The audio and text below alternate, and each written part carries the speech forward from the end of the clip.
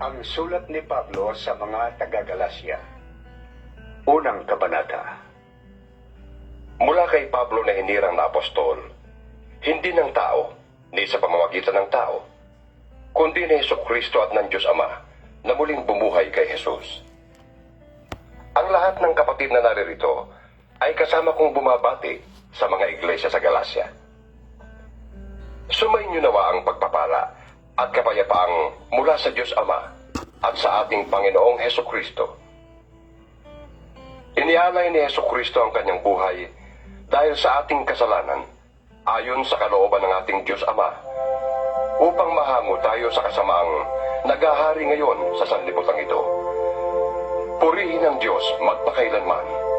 Amen. Nagtataka ako kung bakit kayo dali ninyong tinalikuran ng Diyos na tumawag sa inyo sa pamamagitan ng habag ni Kristo. At kayo gumaling agad sa ibang magandang balita. Ang totoo'y wala namang ibang magandang balita. Kaya nga lamang, may mga nanggugulo sa inyo at nagsisikap na baguhin ang magandang balita ni Kristo.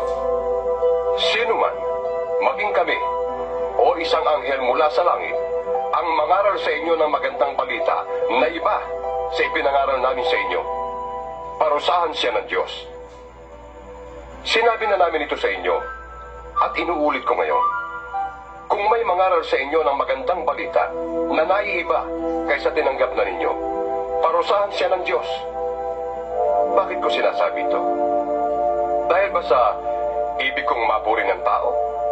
Hindi. Ang papuri lamang ng Diyos ang tangi kong hangad. Sinisikap ko bang magbigay lugod sa tao? Hindi. Kung iyan lamang ang talagang hangad ko, hindi na sana ako naging alipin ni Kristo. Ibig kong malaman ninyo mga kapatid, na ang magandang balitang ipinangaral ko'y hindi katha ng tao. Hindi ko ito tinanggap mula sa tao, at hindi rin itinuro sa akin ng sino mang tao. Si Jesucristo mismo ang naghayag nito sa akin. Hindi kaila sa inyo kung paano akong namuhay noon bilang masugid na kaanib ng relihiyon ng mga Hudyo. Walang awa kong inusig ang iglesia ng Diyos at sinikap na ito'y wasakin. Ako'y naging masugid sa relihiyong yon nang higit sa maraming Hudyong kasing edad ko. Dahil sa malaking malasakit ko sa kaugalian ng aming mga ninuno. Ngunit sa kagandahang loob ng Diyos, minabuti niyang ako'y piliin bago pa ako ipanganak. At tinawag niya ako upang maging lingkod niya. At nang ihayag sa akin ang kanyang anak, upang maipangaral ko siya sa mga Hintil. Hindi ako humingi ng payo kanino man. Hindi rin ako nagpunta sa Jerusalem upang makipagkita sa mga apostol na nauna sa akin. Kundi sa halip, nagpunta ako sa Arabia. At pagkatapos, ay bumalik ako sa Damasco. Pagkaraan ng 3 taon, pumunta ako sa Jerusalem upang makipag-usap kay Pedro. At 15 araw kaming nagkasama. Wala akong nakitang iba pang apostol maliban kay Santiago na kapatid ng Panginoon. Totoong lahat ang isinusulat ko sa inyo. Alam ng Diyos na hindi ako nagsisinungaling. Pagkatapos, pumunta ako sa mga lalawigan ng Syria at ng Cilicia. Hindi pa ako kilala noon ng mga Kristiyano sa Judea. Nakarating lamang sa kanila ang ganitong balita. Ang dating umuusig sa atin ay nangangaral na ngayon ng pananampalatayang dati sinikap niyang wasakin. Kaya't nagpuri sila sa Diyos dahil sa akin. Ikalawang kabanata. Makalipas ng 14 na taon, muli akong pumunta sa Jerusalem na kasama sina Bernabe at Tito. Bumalik ako sapagkat inihayag sa akin ng Diyos na dapat akong pumunta doon. Nakipagpulong ako ng sarilinan sa mga kinikilalang pinuno ng iglesia. At inilahad ko sa kanila ang magandang balitang ipinapangaral ko sa mga Hintil. Ginawa ko ito dahil ayokong mawalan ng kabuluhan ang aking ginawa at ginagawa pa. Ang kasama kong si Tito, kahit na siya'y isang Griego, ay hindi nila pinilit na patulit. Kahit may ilang nagkukunwaring mananampalataya na nagtangkaan yun.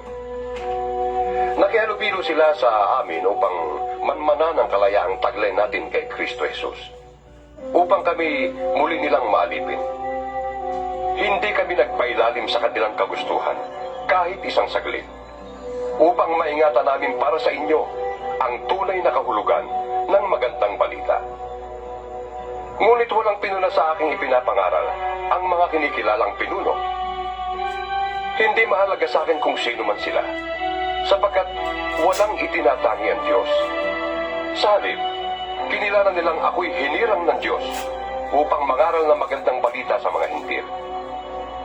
Tulad ni Pedro, na hinirang naman upang mangaral ng magandang balita sa mga Hudyo. Ang Diyos na nagbigay ng kapangyarihan kay Pedro na mangaral sa mga Hudyo, ang siya rin nagbigay sa akin ng kapangyarihang mangaral sa mga hintil. Nakita nila Santiago, Pedro at Juan, mga kinikilalang haligi ng iglesia, na ako'y talagang binigyan ng tanging kaloob na ito. Kaya tinanggap nila kami ni Bernabe bilang mga kamanggagawa. Pinagkasunduan namin na kami sa mga hintil mga ngaral at sila naman sa mga Hudyo. Ang hiling lamang nila ay huwag naming pababayaan ang mga dukha. At talaga namang patuloy ko itong ginagawa. Nang si Pedro ay nasa Antioquia, harapan kong sinabi sa kanya na mali ang kanyang ginagawa. Bago dumating ang ilang sugo ni Santiago, siya nakikisalo sa mga hintil. Subalit nang dumating na ang mga yon, lumayo na siya at hindi na nakisalo sa mga hintil dahil sa takot niya sa pangkat ng mga Hudyo. At gumaya naman sa kanyang ibang mga kapatid doon na mga Hudyo. Pati si Bernabe ay natangay ng kanilang pagkukunwari. Nang makita kong hindi ayon sa tunay na diwa ng magandang balita ang kanilang ikinikilos, sinabi ko kay Pedro sa harap nilang lahat, kung ikaw na isang Hudyo ay namumuhay na parang hintil at di bilang Hudyo, bakit mo ngayon pinipilit ang mga hintil na mamuhay na gaya ng mga Hudyo? Kami ipinanganak na Hudyo at hindi makasalanang hintil. Alam naming ang tao'y pinawawalang sala dahil sa pananampalataya kay Hesukristo at hindi dahil sa pagsunod sa kautusan. Kaya't kami man ay sumasampalataya kay Kristo Jesus upang mapawalang sala sa pamamagitan ng pananampalataya sa Kanya at hindi sa pamamagitan ng pagsunod sa kautusan. Sapagkat ang tao'y hindi pinawawalang sala dahil sa pagsunod sa kautusan. Ngunit, kung kaming nagsisikap na mapawalang sala sa pamamagitan ni Kristo ay matagpo ang makasalanan pa, nangangahulugan bang si Kristo ay tagapagtaguyod ng kasalanan? Hindi maaari yan. Sapagkat kung itatayo kong muli ang winasa ko na, ipinapakita kong makasalanan nga ako. Ako'y namatay na sa kautusan, sa pamamagitan na rin ng kautusan upang ngayon mabuhay para sa Diyos. Namatay na akong kasama ni Kristo sa krus.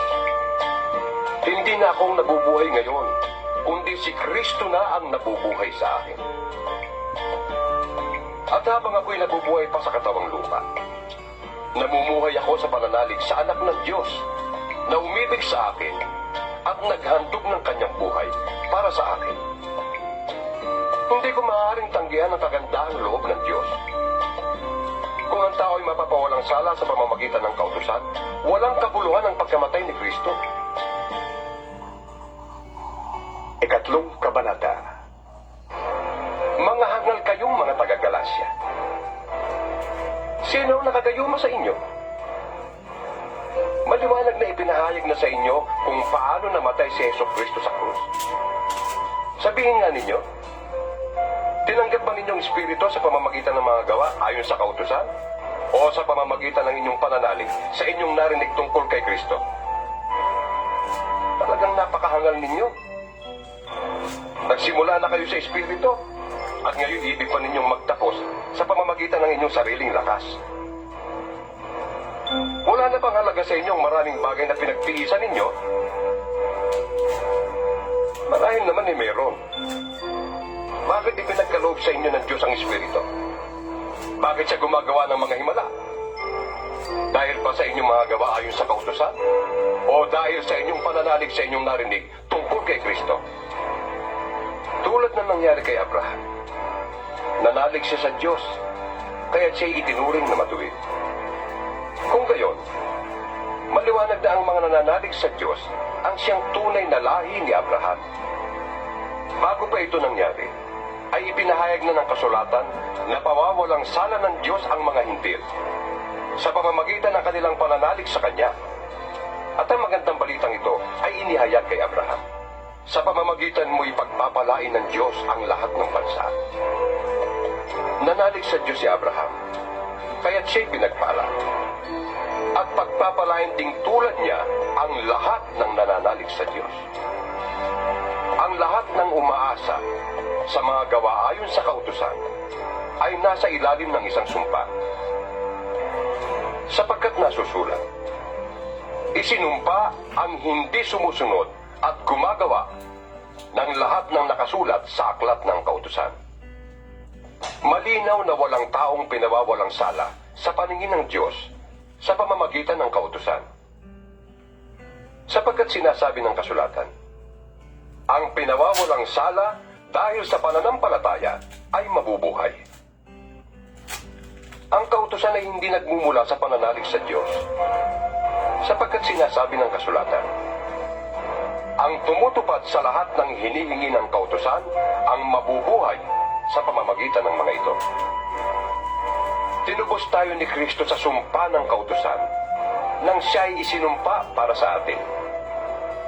Sapagkat nasusulat, sinumpa ang bawat ipinitin sa punong kahoy.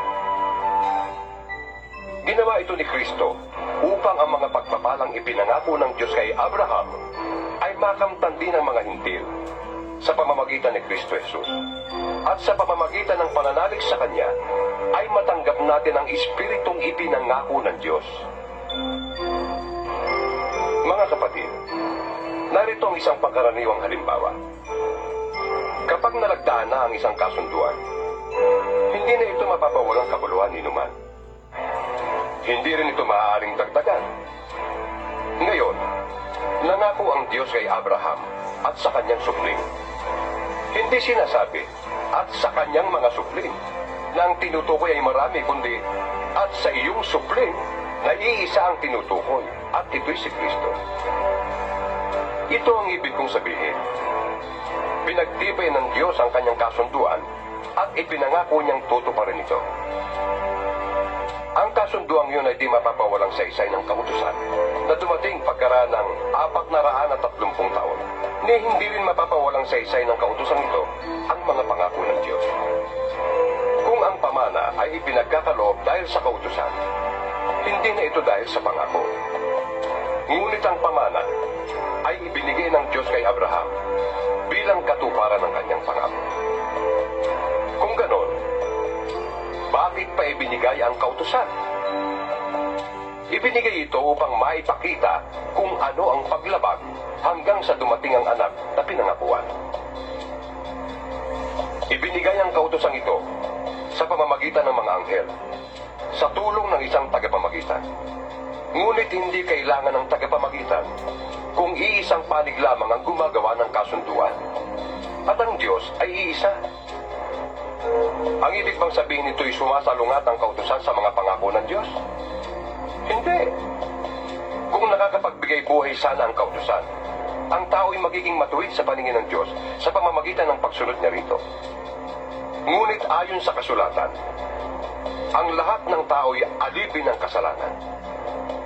Kaya't ang ipinangako ng Diyos ay makakamtan sa pamamagitan ng pananalig kay Hesukristo. Bago dumating ang panahon ng pananampalataya, tayo ay nasa ilalim ng kapangyarihan ng kautusan hanggang sa ang pananampalatayang ito kay Kristo ay mahayag. Kaya't ang kautusan ang naging tagapagturo natin hanggang sa dumating si Kristo. At sa gayon, tayo ay mabilang na matuwid sa pamamagitan ng pananalig sa Kanya. Ngayong nananalig na tayo kay Kristo, wala na tayo sa pangangalaga ng kautusan. Dahil sa inyong pananalig kay Kristo Jesus, kayong lahat ay anak ng Diyos. Ang buhay mismo ni Kristo ang isinuot sa inyo na parang damit nang kayo mabautismuhan sa Kanya. Wala nang pagkakaiba ang Hudyo at ang Grego, ang alipin at ang malaya, ang lalaki at ang babae. Kayong lahat ay iisa na dahil sa inyong pakikipag-isa kay Kristo Jesus. At kung kayo nakipag-isa kay Kristo, kayo'y Abraham at tagapagmana ng mga pangako ng Diyos. Ika-4 na kabanata. Ito ang ibig kong sabihin. Habang bata pa ang tagapagmana, hindi siya nakakahigit sa isang alipin kahit na siyang may-ari ng lahat. Sapagkat siya'y nasa ilalim pa ng pamamahala ng mga tagapangasiwa hanggang sa panahong itinakda ng kanyang ama. Gayon din naman, noong hindi pa tayo nananalig kay Kristo, tayo'y nasa ilalim ng mga tuntuning umiiral sa sanlibutan ito. Ngunit nang sumapit ang takdang panahon, sinugo ng Diyos ang kanyang anak. Isinilang siya ng isang babae at namuhay sa ilalim ng kautusan upang palayain ang mga nasa ilalim ng kautusan. Sa gayon, tayo'y mabibilang sa mga anak ng Diyos. At upang patunayan na kayo'y mga anak ng Diyos, sinugo niya ang espiritu ng kanyang anak sa ating mga puso. At nang sa gayon, ay makakatawag tayo sa Diyos ng Ama, Ama ko. Hindi na kayo alipin, kundi anak. At dahil kayo ay anak, kayo ay ginawa rin ng Diyos na tagapagmana niya. Noong hindi pa ninyo nakikilala ang Diyos, kayo'y alipin ng mga Diyos-Diyosan. Ngunit ngayong nakikilala na ninyo ang Diyos, o mas tamang sabihin, ngayong nakikilala na kayo ng Diyos, bakit kayo bumabalik sa mga tuntuling walang bisa at walang halaga? Bakit ibig na naman ninyong paalipin sa mga yon? May tinatangi kayong mga araw, mga buwan, mga panahon at mga taon. Nag-aalala kong baka nasayang lamang ang paghihirap ko para sa inyo. Nakikiusap ako sa inyo, mga kapatid. Gayahin ninyo ako. Hindi na ako saklaw ng kautusan. Tulad ninyo noon, wala kayong nagawang masama laban sa akin. Alam naman ninyo na kaya ko na ipangaral sa inyo noon ang magandang balita ay dahil nagkasakit ako. Gayunman, hindi ninyo ako hinamak o tinanggihan. Kahit na naging pasanin ninyo ako dahil sa aking karamdaman. Sa halip, tinanggap ninyo ako na parang anghel ng Diyos at para pa nga si Kristo Jesus.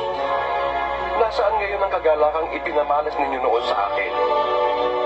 Ako mismo makakapagpatotoo na kung maaari nga lamang pati ang inyong mga matay dudukitin ninyo at ibibigay sa akin noon. Ngayon, ituturing ba ninyo akong kaaway dahil sa sinasabi ko sa inyong katotohanan? Nagpapakita nga sa inyo ng malasakit ang mga taong yan. Ngunit hindi mabuti ang kanilang layunin. Ibig lamang nila kayong ilayo sa akin upang sa kanila kayo mapalapit.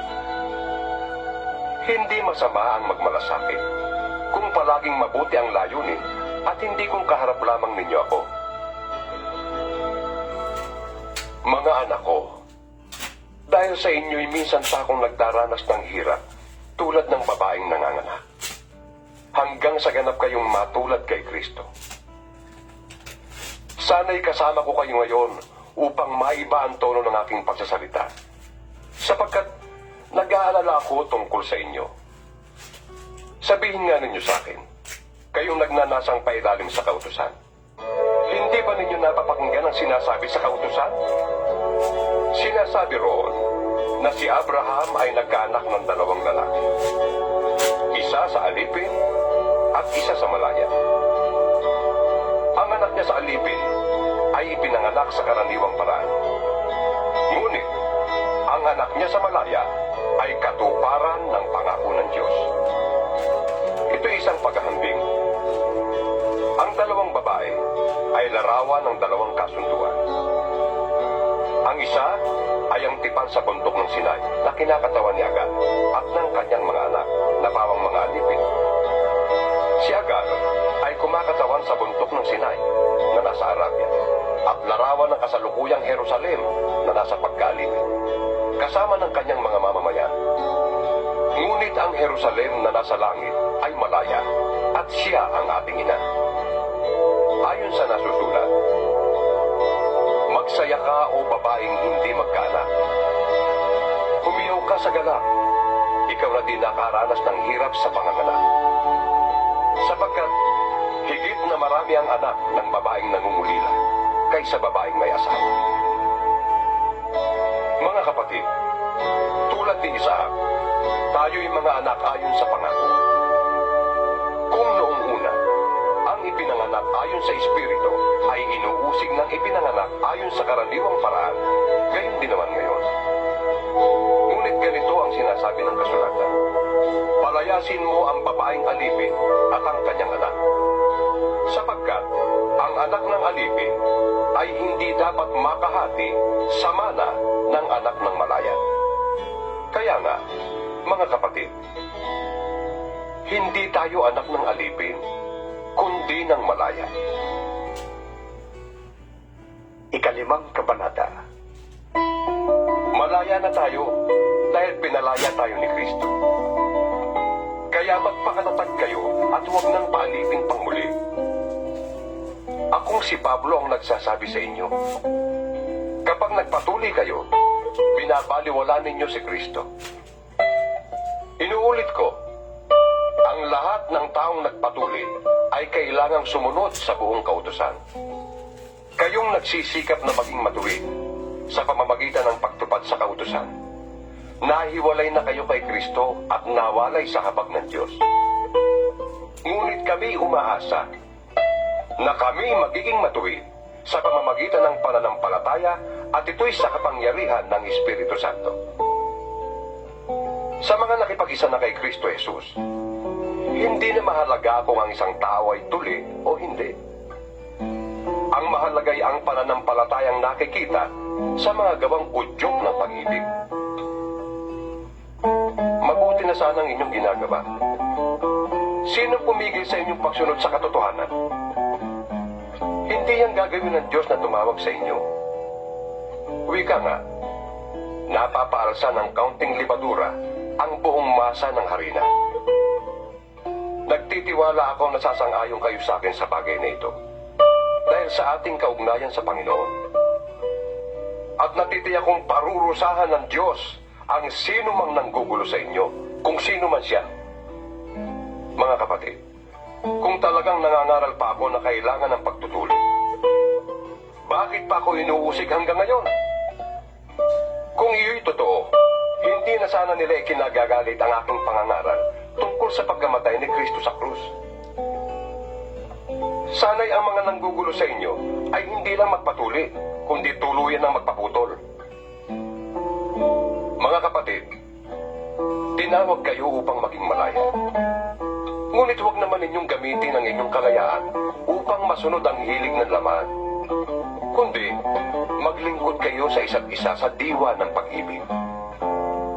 Sapagkat ang buong kautusan ay nauuwi sa isang pangungusap. Ibigin mo ang iyong kapwa gaya ng iyong sarili. Ngunit kung kayo nagkakagatan at nagsasakmalang parang mga hayop, mauubos kayo.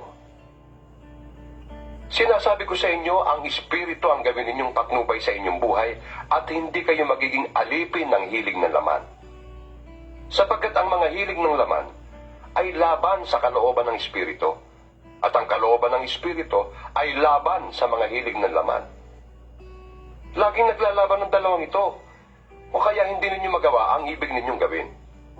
Kung pinapatnubayan kayo ng Espiritu, wala na kayo sa ilalim ng kautusan.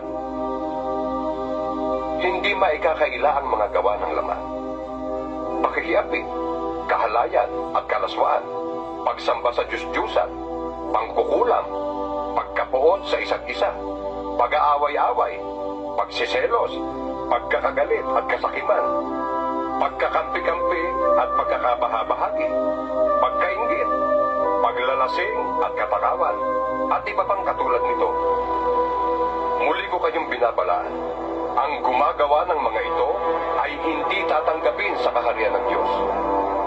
Subalit, ang bunga ng Espiritu ay pag-ibig, kagalakan, kapayapaan, katyagaan, kabaitan, kabutihan, katapatan, kahinahunan, at pagpipigil sa sarili. Walang batas laban sa mga ito. Pinatay na ng mga nakipag-isa kay Kristo Jesus ang kanilang makalamang pagkatao, pati na ang mga masasamang hilig nito. Kung ang Espiritu ang nagbibigay buhay sa atin, siya na rin ang paghahariin natin sa ating buhay. Huwag na tayong maging palalo. Huwag na nating galitin ang isa't isa at huwag na rin tayong mag-inggitan. Ika-6 na kabanata. Mga kapatid, kung may mahulog sa pagkakasala, kayong pinapatnubayan ng Espiritu ang magtuwid sa Kanya. Gawin ninyo yon ng mahinahon at mag-ingat kayo, baka kayo naman ang matukso. Magtulungan kayo sa pagdadala ng pasanin. Sa gayong paraan, ay matutupad ninyo ang utos ni Kristo. Kung inaakala ninyong kayo'y nakakahigit sa iba, ngunit hindi naman, dinadaya ninyo ang inyong sarili. Suriin ng bawat isa ang kanyang sarili. Magalak siya kung mabuti ang kanyang ginagawa. Huwag na niyang ihambing pa yon sa gawa ng iba, sapagkat ang pananagutan ng bawat isa'y ang kanyang sariling gawain. Dapat bahagina ng mga tinuturuan ang mga nagtuturo ng salita ng Diyos ng lahat ng mga biyayang tinatamasa nila. Huwag ninyong akalaing madadaya ninyo ang Diyos. Kung anong itinanim ng tao, yun din ang kanyang aanihin. Ang nagsisikap sa mga bagay ukol sa laman ay aanin ng kamatayan. Ang nagsisikap naman ukol sa Espiritu ay aanin ng buhay na walang hanggan. Kaya't huwag tayong magsawa sa paggawa ng mabuti. Pagdating ng takdang panahon, tayo ay aani kung hindi tayo magsasawa. Kaya nga, sa lahat ng pagkakataon ay gumawa tayo ng mabuti sa lahat ng tao, lalo na sa mga kapatid natin sa pananampalataya. Mapapansin ninyo na malalaki ang titik ng sulat na ito. Ako ang siyang sumulat nito. Ang mga taong naghahangad na maapuri ng kapwa ang namimilit sa inyong kayo'y magpatuloy. Ginagawa nila yon upang huwag silang usigin dahil sa krus ni Kristo. Kahit na silang mga tuli ay hindi naman tumutupad sa kautusan. Ibig lamang nilang patuloy kayo upang maipagmalaki nila na kayo man ay tumutupad sa tuntuning yon.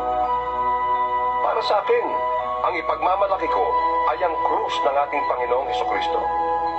Sapagkat sa pamamagitan nito, ang mundong ito'y patay na para sa akin, at ako na may patay na rin sa mundo. Hindi mahalaga kung tuliman o hindi ang isang tao. Ang mahalaga ay kung siya nga ay naging bagong nilalang. Manatili nawa ang kapayapaan at pagpapala ng Diyos sa lahat ng namumuhay ayon sa tuntuning ito at sa buong bayan ng Diyos. Kaya mula ngayon, huwag nang dagdaganin naman ang aking mga tinitiis. Sapat na ang mga pilat na taglay ko para makilalang ako'y alipin ni Jesus. Mga kapatid, sumain niyo namang lahat ang pagpapala ng ating Panginoong Hesukristo. Amen. May God bless you.